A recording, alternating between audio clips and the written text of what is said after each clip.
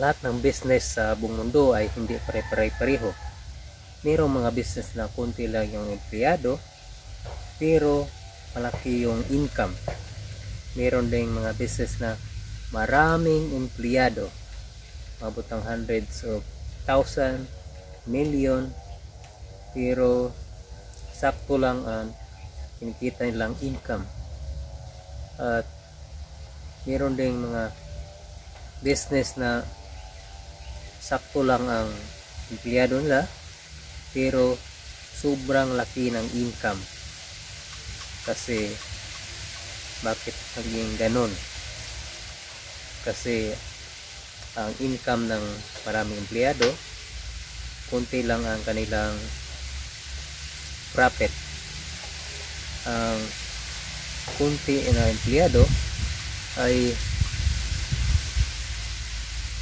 malaki ang kanilang nakukuhang profit sa kanilang company, sa kanilang product.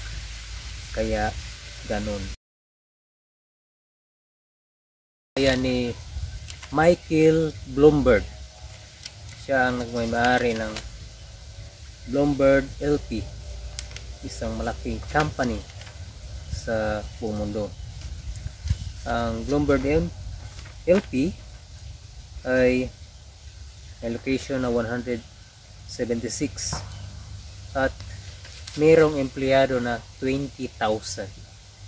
Pero ang taong to sobrang yaman kasi umabot ang yaman niya ng 96.3 billion US dollar.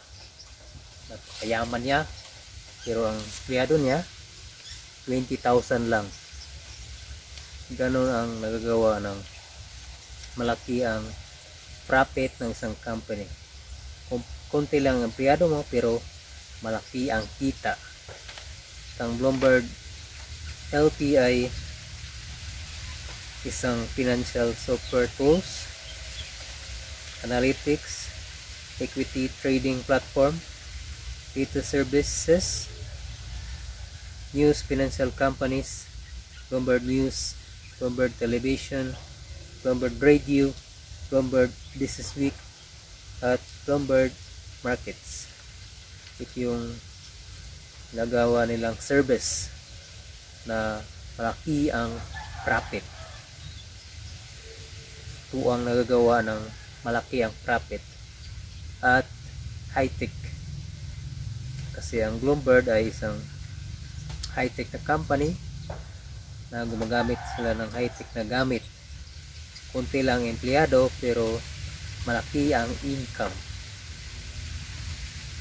Nakadepende yan kung ano yung gusto mo na business sa buhay mo. Maraming empleyado pero kunti lang profit, o kunti lang empleyado pero malaki ang profit, malaki ang income mo. Kadepende yan sa iyo kung anong gustuhin mong business sa ngayon.